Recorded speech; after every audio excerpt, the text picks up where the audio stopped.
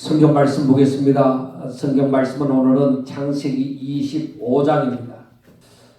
창세기 25장을 보도록 하겠습니다. 24장에서는 여기에서 이삭과 리브가가 결혼하는 그 과정이 기록이 되어져 있고, 이제 우리가 이 말씀을 보면서 이 하나님의 섭리를 이렇게 계속 봐나가야 됩니다. 자, 먼저 이삭이 결혼하기 전에 아브라함의 그 생애가 나오잖아요. 아브라함이 어떻게 하나님을 믿었는지 아브라함의 생애가 쭉 나오고, 그 다음에 24장에서 아브라함이 늙음에 하고 얘기가 납니다. 아브라함이 늙었다. 그 늙었다 하는 것은 그 다음에 이제 후손의 그 이어짐이 있어야 되잖아. 그러니까 여기에서 그 다음에 나오는 것이 뭐냐? 이삭과 리브가의 만남입니다. 이삭과 그러니까 아브라함이 자기의 늙은 종을 보내서 자기 족속에게로 가서 이삭의 아내를 헷 족속에서 찾지 말고 이삭의 아내를 찾아서 데리고 오너라. 그래서 이삭과 리브가가 만나게 되어지죠. 그래서 이삭과 리브가가 만나게 되어지니까 이 한 가정을 이루잖아요. 이루게 되니까 아브라함의 생애는 이제 고개를 숙이는 것이죠. 그렇게 인생은 이렇게 한 세대가 오고 다음 세대가 오고 한 세대는 가고 또 다음 세대가 가고 이렇게 되어지는 것을 우리가 볼 수가 있습니다. 여기에서도 마찬가지로 말하는 거 보면은 아브라함이 이제 사라가 죽고 난 다음에 그두라를 후초로 맞아들입니다. 근데 그두라를 후초로 맞아들이는데 여기서 자식을 낳는단 말이에요. 아브라함이 100세가 넘었을 거 아니에요. 100세가 넘었는데 여기서 자식을 낳고 사는 거 보면은 아브라함이 자식을 못 낳는 100세가 되어져서 자식을 못 낳는 입장이 아니라 사라가 그 아이를 낳을 수 없는 형편이 되어져서 아이를 낳을 수 없었구나 하는 것을 알 수가 있습니다. 그리고 그두라를 통해서 그의 후손들이 많이 생겨나게 되어지는 것을 우리가 6절까지의 말씀에서 보면은 알 수가 있습니다.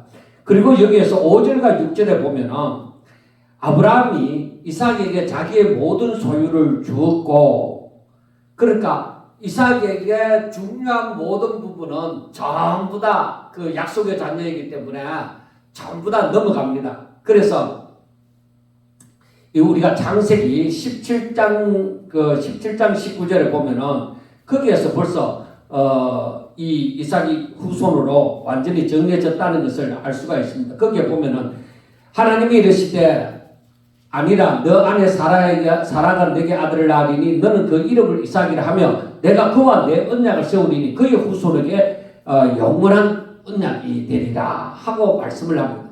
그래서 아브라함은 믿음의 사람이잖아. 믿음의 사람인데 그런데 이삭에게 이제 자기의 모든 것을 중요한 모든 부분을 다 이제 넘겨주게 되어지죠. 그 다음에 이제 서자들의 이스마엘이나 다른 그두라의 자손이나 이렇게 있습니다.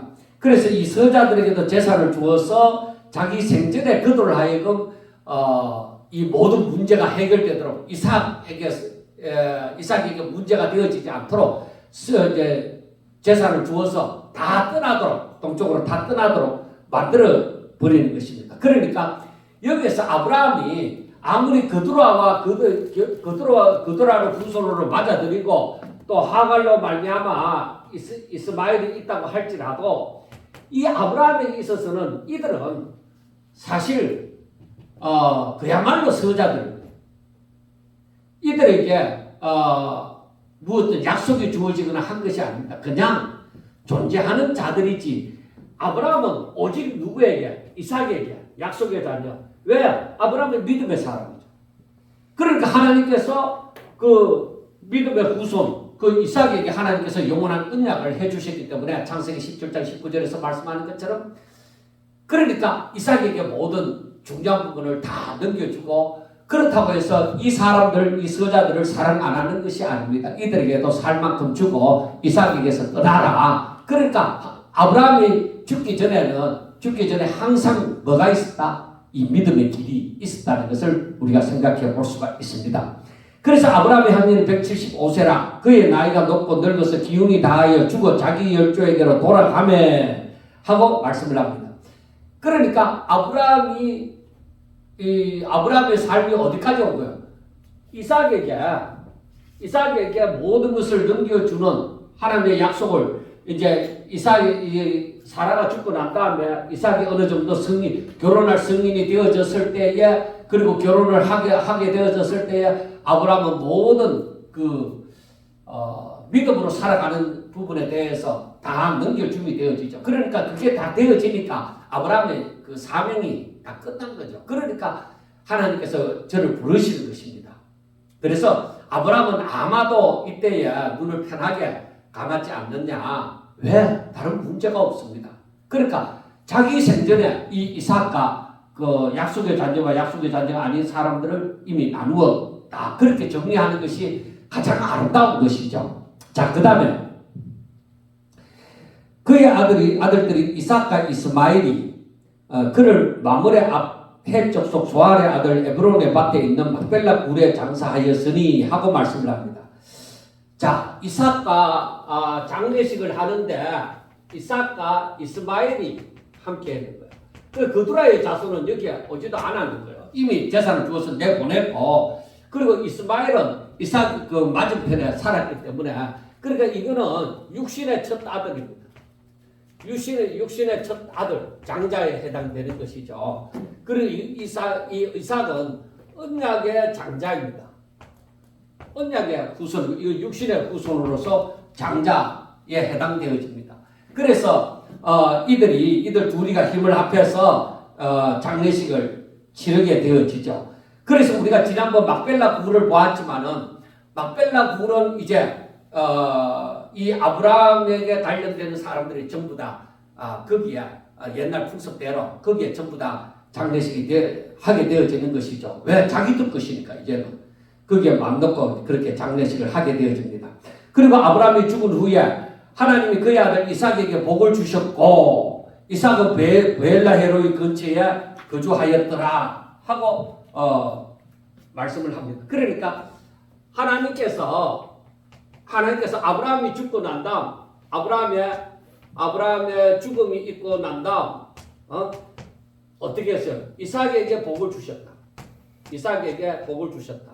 그러니까 이 말은 복의 계승입니다. 복이 계승이 되어졌더라 하는 말입니다. 복이 이어졌다. 하나님께서 창세기 12장에서 말씀하신 그 복이 이삭이 그대로 계승을 했더라 하는 것입니다. 그래서 우리가 창세기 12장에서 말씀하는 것처럼 거기에서 하나님의 언약이 계승이 되어지고 하나님의 인도하심과 하나님이 보호하심, 내가 항상 너와 함께 하리라는 그 보호하심이 항상 주어집니다. 그리고 여기에서 알 수 있는 것은 하나님의 임재, 하나님께서 항상 너를 떠나지 않고 함께 하리라는 것입니다. 그래서 우리가 이것을 보면서 하나님의 언약이 있으면 제일 중요한 건 뭐예요? 하나님의 언약이 있으면 하나님의 인도하심과 보호하심 그리고 하나님의 임재하심은 항상 따라다닙니다. 그래서 내게 하나님의 말씀, 그러니까 하나님께로부터 받은 바 사명이 있으면 하나님의 그 임재가 우리들에게서 떠나지 않습니다. 하나님의 인도하심과 보호하심이 있습니다. 그리고 하나님의 그 명령을 따라서 살아가게 되어질 때 그에게는 근세가 있습니다. 왜? 하나님의 명령은 곧 하나님이 행하시는 것이거든요. 그렇기 때문에 거기에는 근세가 있습니다. 그렇기 때문에 우리가 주의 일을 할 때에 아무것도 두려워하지 말고 아이고 내가 이래서 어떻게 하겠느냐, 내가 아무것도 배운 거 없고 가진 것도 없는데 어떻게 일을 하겠느냐. 그러나 그보다 중요한 것이 하나님의 명령이 있었느냐 없었느냐, 하나님의 말씀이 내게 살았느냐 죽었느냐. 하나님의 말씀이 살았으면 주눅들 거 없다. 가자. 왜? 그분이 하신다. 나는 없는데 그분이 내게 명령하시기 때문에 할 수 있다. 그러니까 이것이 뭐야? 이것이 하나님께서 내게 주신 복이다. 하나님이 내게 이런 복을 주셨다. 그러니까 어떤 의미에서는 내게 그만한 믿음을 주셨다. 이렇게 살아갈 수 있는 믿음을 주셨다. 그래서 우리가 때로는 자기의 어떤 신념으로 말미암아서 나는 할 수 있어. 나는 할 수 있어.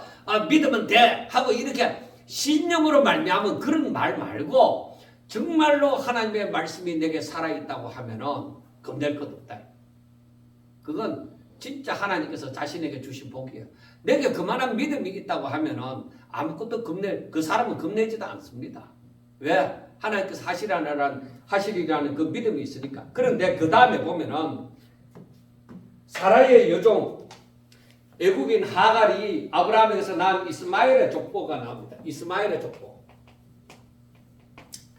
자, 이스마엘의 족보가 나오는데 여기에서 그두라의 후손에게서는 볼 수 없었던 그 약속의 족보가 나옵니다. 우리가 창세기 17장 아까 19절 읽었죠. 이번에는 창세기 17장 20절에 보면은 이스마엘에 대하여는 내가 너 말을 들었나니 내가 그에게 복을 주어 그를 매우 크게 생육하고 번성하게 할지라. 그 이스마엘의 후손들이 엄청 많다는 거예요. 그래서 우리가 지금도 보면은 이스마엘의 후손도 중동 지방 사람들이 굉장히 숫자가 많아요. 그리고 저들이 어떻게 되느냐? 그가 12두령을 낳으리니 내가 그를 큰 나라가 되게 하리라.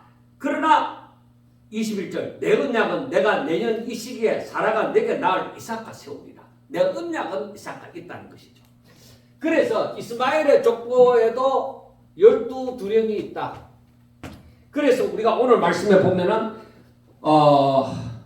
16절 이들은 이스마엘의 아들들이요 그 족과 부락대로 된 이름이며 그 족속대로는 12지도자들이라. 12두령 그래 12지도자들 두목들이다. 그러니까 우리가 12두령을 생각할 때에 뭘 생각할 수 있어요? 12지파를 생각할 수 있잖아요. 야곱의 자손 12지파를 생각할 수 있는데 하나님께서 왜 이스마엘에게 이 12두령을 허락을 하셨을까? 이건 물론 창세기 17장 20절에서 하나님의 약속이기도 합니다. 그리고 이것은 많이 번성함을 얘기한다고 해도 과언이 아닐 것입니다. 그래서 우리가 여기에서 보면은 우리가 창세기 17장 21절에서 내 언약은 내가 내년 이 시기에 사라가 내게 낳을 이삭과 세우리라. 자, 창세기 17장 20절을 우리가 가만히 생각을 해봅니다. 이스마엘을 하나님께서 축복을 하시는데 그 12두령을 세워서 12지파를 12족속을 만든다 이거야. 그런데 그 다음 말씀에 보면은 뭐라고 하는 거야? 그 20절에 21절이지. 그렇지. 21절에 보면은 내 언약은 이삭과 세운다.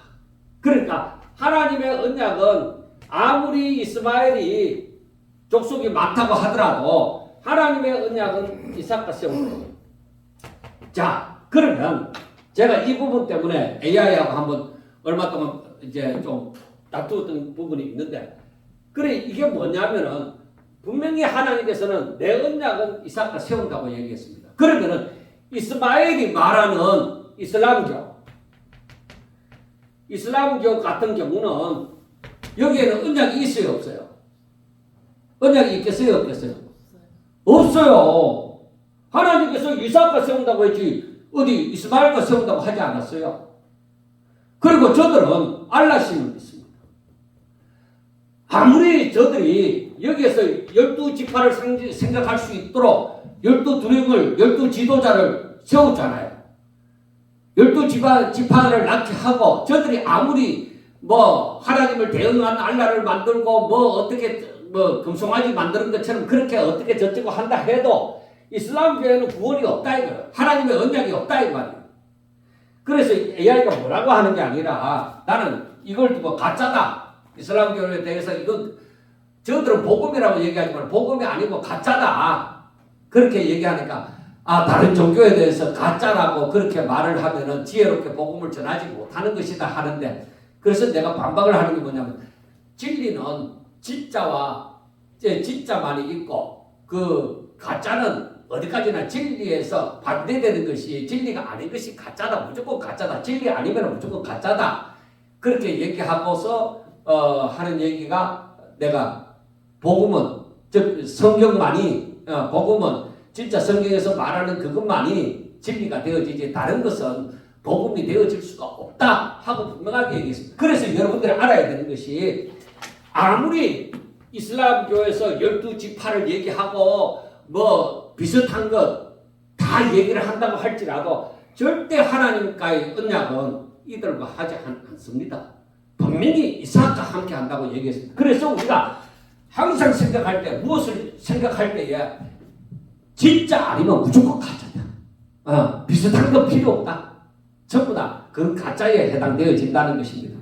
그래서 이스마엘이 17절에 이스마엘은 향년이 137세의 기운이 다하여 죽어 자기 뱃속으로 돌아갔고 그 자손들은 하윌라에서부터 아수르로 통하는 애굽 수까지 이르는 그 모든 현재의 맞은편에 거하였더라 하고 말씀을 합니다. 자, 여기에서 한번 생각해 볼 것이 있습니다. 자, 우리가 야곱과 에스가 있잖아. 그런데 하나님께서 야곱은 택하시고 에스는 버렸다 이 말이야. 그런데 에스의 후손이 누구예요? 무슨 족속이에요? 에스의 후손은 에돔 족속이에요. 에돔. 에스의 후손은 바로 에돔 족속이고 그 다음에 우리가 먼저 그 앞에서 아브라함과 롯이 있을 때에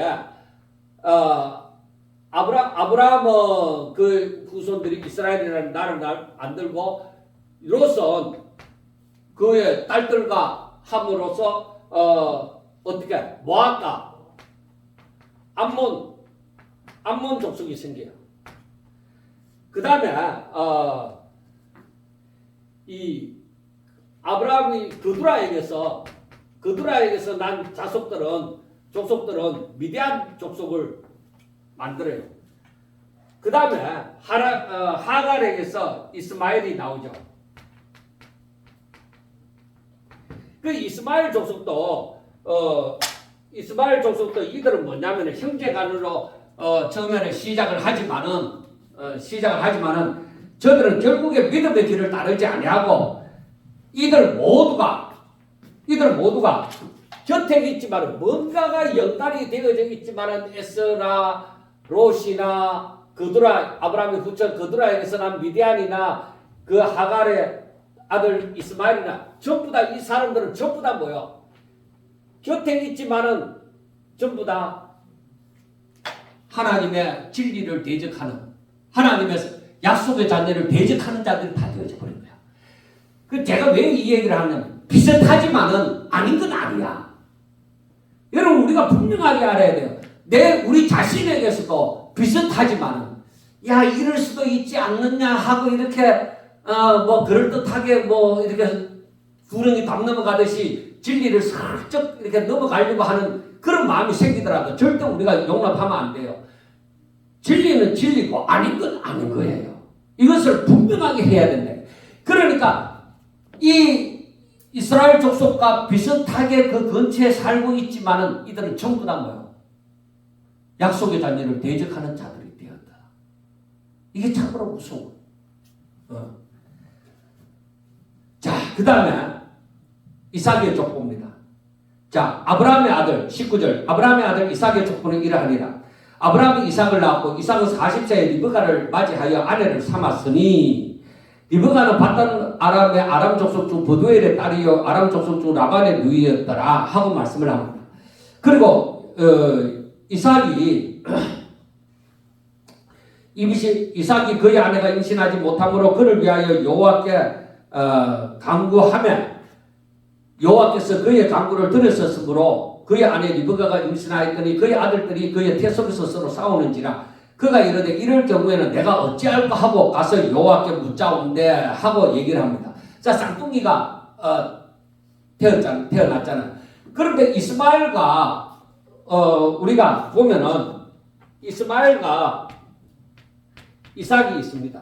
뭐 육적으로는 이스마엘이 혈이 되어지겠지만 하나님께서는 그렇게 따지지 않습니다. 이스마엘은 버린 자예요.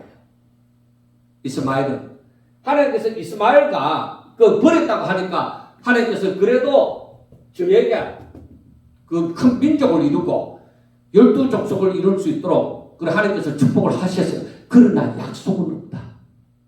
우리가 분명히 알아야 되는 게 그러나 약속은 없다. 이삭은 뭐예요? 나중에 한 13년이나 15년 뒤에 태어났지만은 그런데 이삭은 늦게 태어났지만은 약속은 있는 자들. 약속이. 그럼 우리가 중요하게 생각해야 되는 게 이삭입니다. 그런데 이스마엘에게는 금방 12지파를 주시고 12두령을 12지도자를 낳게 해주셨잖아요. 그런데 이삭에게는 왜 쌍둥이를 주셨을까? 쌍둥이만 주셨을까? 하고 생각을 해볼 수가 있습니다. 그런데 이것은 어떤 의미에서는 기다림이라는 그러한 의미를 우리가 생각해 볼 수가 있습니다. 그리고 하나님께서 내가 이삭에게 12족속을 뭐 주리라 이런 말씀도 하지 않았습니다. 그래서 우리가 이걸 가만히 보면서 어떤 의미에서 막 이스마엘의 후손이 갑자기 더 자식이 많고 하니까 이삭보다 더 잘 되는 것 같고 그걸 보면서 뭘 느끼느냐. 아하, 사람들의 눈에 보기에는 약속이 없는 자들이 더 잘 되는 것 같다. 우리가 그걸 느끼는 거예요. 우리가 내가 믿음으로 산다고 하는데 나보다 안 믿는 사람이 더 잘 되는 것 같은 거야. 이런 기분을 느낄 때가 얼마나 많습니까? 그러나 저들은 약속이 없고 내게는 약속이 있다. 이것으로 위로가 되셔야 됩니다. 그리고 우리가 알아야 되는 것이 또 무엇이 있느냐. 이 말씀을 보면서 하나님께서 이삭에게 그 아브라함과 사라에게도 말씀을 하셨지만 이삭에게도 뭐냐. 이들이 크게 번성해서 생육하고 번성해서 하늘의 별과 같고 바닷가의 모래와 같이 많다고 말씀을 했는데 어떻게 이 자식이 2명밖에 없느냐는 거죠.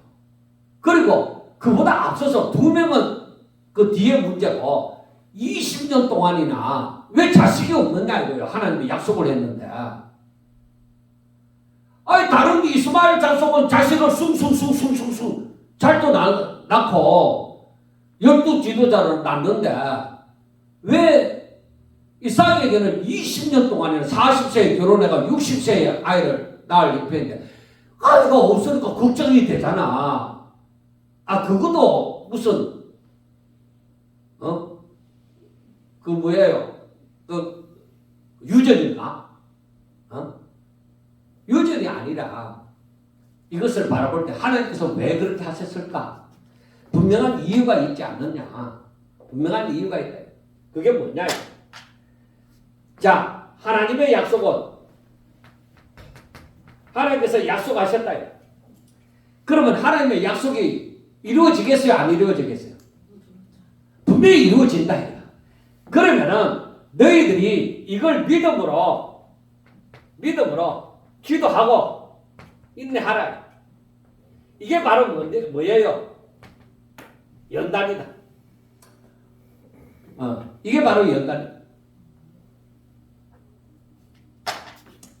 그래서 우리가 보면은 로마서 우리가 한번 찾아봅시다. 로마서에 이게 하나님의 섭리가 성경에 곳곳에 다 숨어 있는 거예요. 숨어 있다기보다 다 들어가 있는데 우리 사람들이 알아내야 돼요.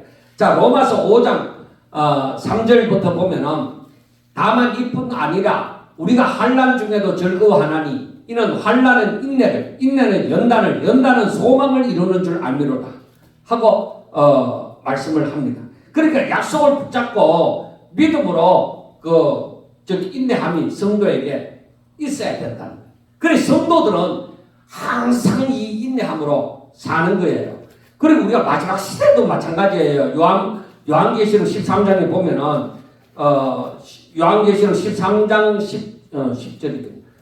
내가 또 들으니 하늘에 큰 음성이 있어 이르되 이제 우리 하나님과 구원과 능력과 나라와 또 그의 그리스도의 근세가 나타났으니 우리 형제들을 참수하던 자 곧 우리 하나님 앞에서 13장 10절 12장 10절이 아니라 13장 10절 사로잡힐 자는 사로잡혀 갈 것이요 칼에 죽을 자는 마땅히 칼에 죽을 것이니 성도들의 인내와 믿음이 여기에 있느니라. 그러니까 하나님의 약속을 붙든 자들은 그 어떤 환난 가운데서도 낙심하지 아니하고 쓰러지지 아니하고 딱 그 믿음을 붙들고 있다. 그게 인내다. 그 다음에 14장 12절을 보면은 성도들의 인내가 여기 있나니 그들은 하나님의 계명과 예수에 대한 믿음을 지키는 자들이다. 그 성도들의 인내가 뭐예요? 성도들의 인내가 하나님의 계명과 예수에 대한 믿음을 지키는 자들. 그 말씀을 부여잡고 그걸 끝까지 살아내는 자들이라는 것이죠. 자, 그렇게 보면은 우리가 또 생각해 볼 것이 있습니다. 이 하나님께서는 왜 이런 승리를 하시는지 우리가 보셔야 돼요. 우리가 사라도 뭐요? 사라도 처음에는 아이를 가질 수가 없었습니다.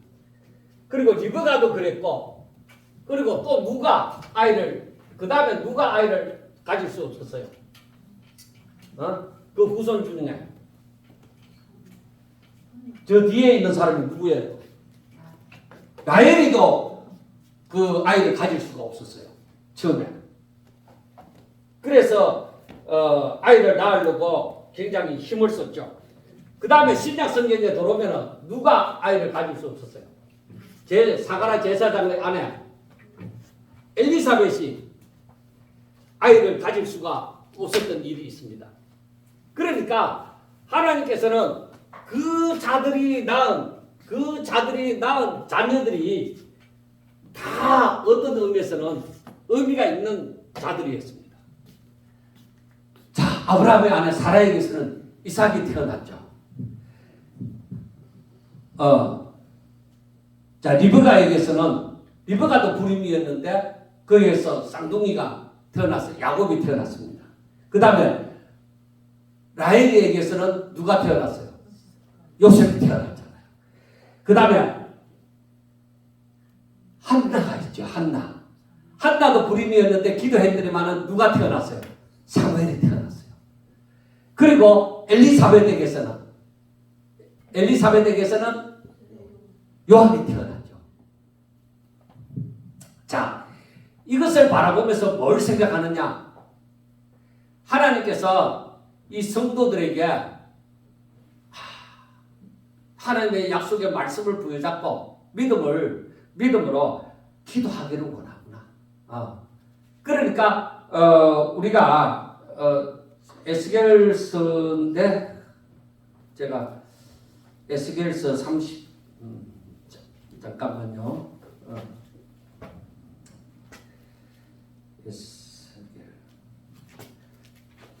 갑자기 이렇게 한 번씩 또 잊어버리는데 30 거기에 보면은 하나님의 약속이 있지만은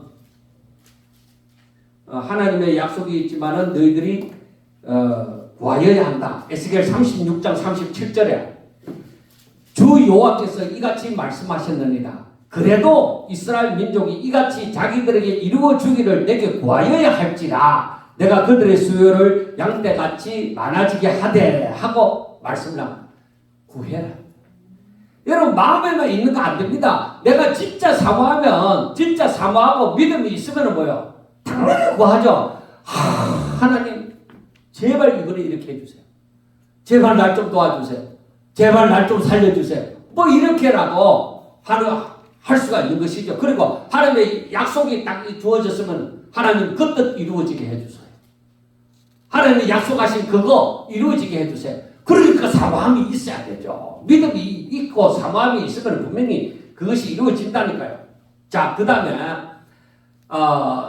리브가가 임신을 했을 때에 뱃속에서 쌍둥이가 서로 싸우게 되어집니다. 한 뱃속에 어떻게 두 민족이 되는가 하는 것입니다.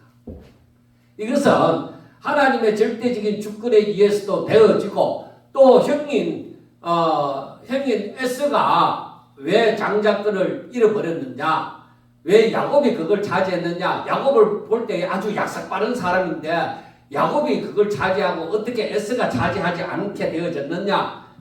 우리가 그것도 생각해 볼 수가 있고, 그 다음에 이삭과 같은 경우는 순종의 사람이라고 하는데, 그러니까 아브라함이 제사를 자신을 번제물로 드리고자 할 때에 이삭이 순종을 했다 이 말이에요. 그래서 순종의 사람이라고 하는데, 이삭은 분명히 뱃속에 있는 아이 중에 큰 자가 어린 자를 섬기리라고 분명히 하나님께서 말씀해 주셨는데, 이삭은 누구를 더 좋아했어요? 큰아들 에스를 더 좋아했어요. 왜 더 좋아했어요? 상남자니까, 남자다우니까. 그런데 야곱은 늘 집에서 이 남자 같지도 않는 것이 이게 암사나같이 이렇게 하니까 엄마가 감싸고 치마폭에 쌓이니까 감싸고 돌아간 것이죠. 그러니까 팥죽도 끓을 줄 알고 뭐 다 한 것이죠. 그런데 우리가 이 말씀을 가만히 끝까지 보면서 생각하는 것이 무엇이냐? 하나님의 관심은 어디에 있느냐? 상남자에 있느냐? 남자다움, 뭐 강인함, 용맹스러움. 여러분 그것도 너무 주장하면 안 됩니다. 하나님의 관심은 그런 데 있는 것이 아닙니다. 하나님의 관심은 하나님의 관심이 어디 있느냐? 장자에게 있느냐? 장자에게 있느냐? 아니, 그보다도 더 중요한 것이 있다. 그러면은 남자다운 믿음을 가진 상남자의 어떤 그런 모습이냐?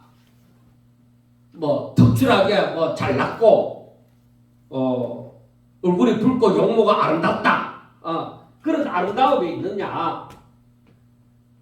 아니다.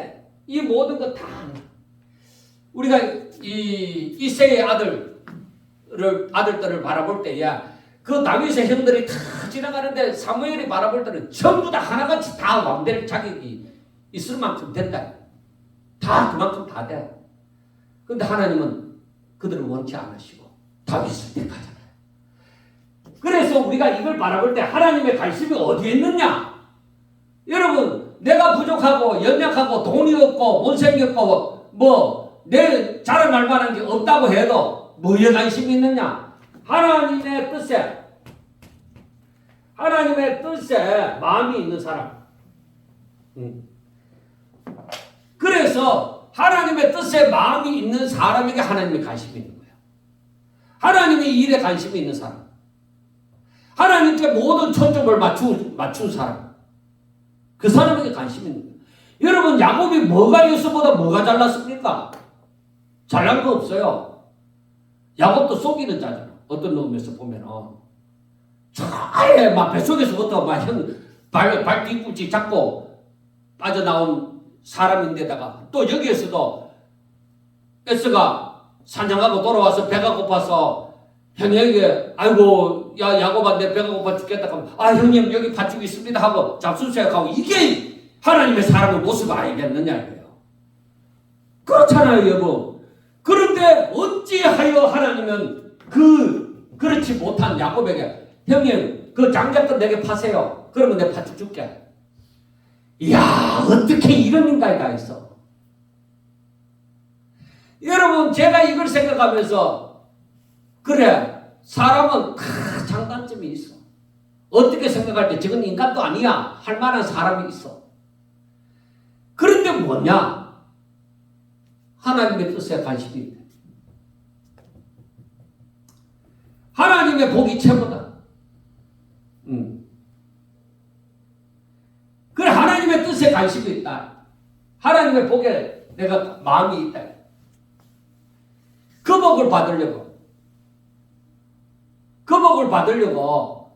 야곱은 야비한 수법을 그게 옳다는 게 아니에요. 그것 때문에 야곱의 그러한 부분 때문에 야곱이 환난을 당하는 거예요.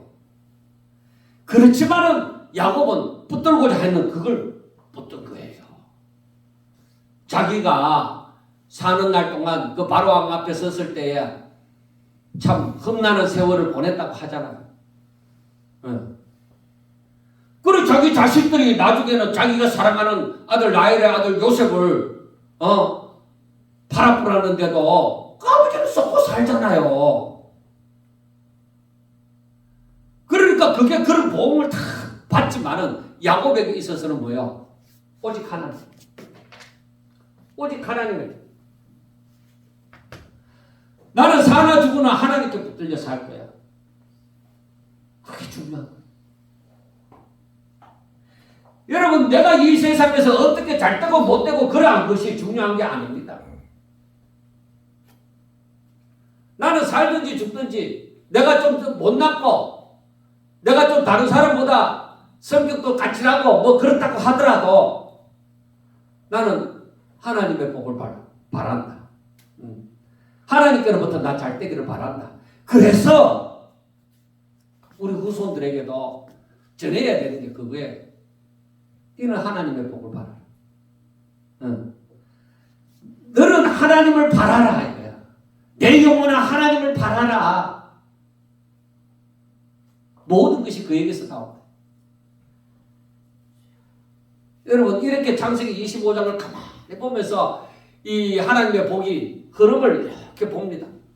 누구에게로 흘러가느냐? 여러분 만약에 이삭이 아브라함처럼 이제 족장이 되어져서 자기가 원하는 대로 나중에 나오겠지만 원하는 대로 에서에게 복을 주고자 하면 어쩔 거예요? 가는 거지. 근데 하나님 막아버려요. 하나님 막아버리잖아요. 그래서 나중에 보겠지만 하나님께서 이삭의 눈을 어둡게 만드는 거예요. 안 어두웠으면 안 된다니까. 그래 어두운 것도 복이라니까. 하나님의 뜻이 이루어지는 길이라니까. 그래서 우리는 내가 하나님을 바라고 하나님의 뜻대로 살 때에 내 눈이 어두워질지라도 내가 무슨 문제가 생길지라도 하나님의 뜻 가운데서 되어진 줄 알고 하나님의 주의 뜻이 이루어지게 하소서 하는 그 믿음이 생겨나야 되는 거예요. 왜? 하나님께서 이삭의 눈을 어둡게 하지 않았으면 에서에게 복이 갔다니까. 야곱에게 가는 것이 아니라 다 이유가 있어. 이유가 있어. 그래서 오히려 그것을 이 하나님의 뜻으로 해석해서 하나님의 뜻 가운데서 이게 제대로 해석이 되어져서 내 가운데 믿음으로 받아들여져야만 되는 거예요. 이게 우리 가운데 성경이 그렇게 읽혀지고 보여져야 되는 거예요. 아, 하나님이 이렇게 하셨구나. 하나님이 이렇게 하셨어. 그래서 하나님의 절대적인 주권 가운데 인간의 방법이 아닌, 그러니까 장자의 흐름 그대로가 아닌 사자인 야곱에게로 이 복이 흘러가는 것을 보게 되어진다. 이게 모든 것이 하나님의 은혜 가운데 흘러가구나. 그런데 그 은혜 속에는 뭐가 있다? 은혜 속에는 믿음. 하나님의 믿음을 가지고 하나님의 뜻대로 사는 자에게 하나님의 나라가 확실하게 확장이 되어지는 겁니다. 내가 믿음을 가지고 하나님의 뜻대로 살아갈 때에 거기에 하나님의 역사가 일어난다는 거예요. 사랑하는 여러분, 우리가 하나님을 믿을진데 어떤 형편에 도달하더라도 사탄의 게임에 빠지면 안 됩니다. 사탄의 미혹에 빠지면 안 됩니다. 내가 하나님을 믿고 하나님 앞에 기도할 때 하나님은 나를 버리시지 않습니다. 우리의 기도를 들으십니다. 그래서 오직 하나님 앞에 내가 엎드릴 때에 하나님의 역사는 분명히 나타납니다. 그래 그걸 믿고 항상 믿음으로 기도하고 조금도 불평불만할 것도 없이 하나님이 그분이 다 자기 일을 하시리라 하는 믿음을 가지고 항상 모든 순간순간을 또 잘 대응하여 나아갈 수 있기를 바랍니다. 기도드리겠습니다. 하나님 아버지, 세월은 흘러가지만 영원하신 하나님의 뜻이 그대로 성취되어져 가는 줄로 믿습니다. 하나님, 저희들에게 주어진 그 임무가 무엇인지 아버지 그것을 잘 감당하게 하여 주시옵시고, 하나님께서 하시는 일에 조금도 불평불만 원망 또 할 것 없이 온지 아멘 하면서 그대로 따를 수 있도록 주여 도와주시옵소서. 그리고 저희들은 항상 믿음으로 하나님의 뜻이 이루어지길 바라는 자가 되게 하여 주시옵소서. 아버지, 내 뜻 이루는 것이 아니라 하나님의 뜻이 이루어질 수 있도록 주여 축복하여 주시고, 저들은 거기에 대해서 항상 아멘하며 하나님 앞에 영광 돌릴 수 있는 자가 되어질 수 있도록 주여 도와주시옵소서. 우리의 믿음이 조금도 식어지지 아니하고 내가 연약할지라도 내가 부족할지라도 아무리 아버지 못났을지라도 오직 하나님만 바라보고 의지함으로 말미암아 아버지 저희들의 마음이 하나님의 그 뜻으로 말미암아 마음의 평강이 있고 아버지 더욱더 새로운 새 힘이 솟아날 수 있도록 주여 축복하여 주옵소서. 예수님 이름으로 감사하며 기도드리옵나이다. 아멘.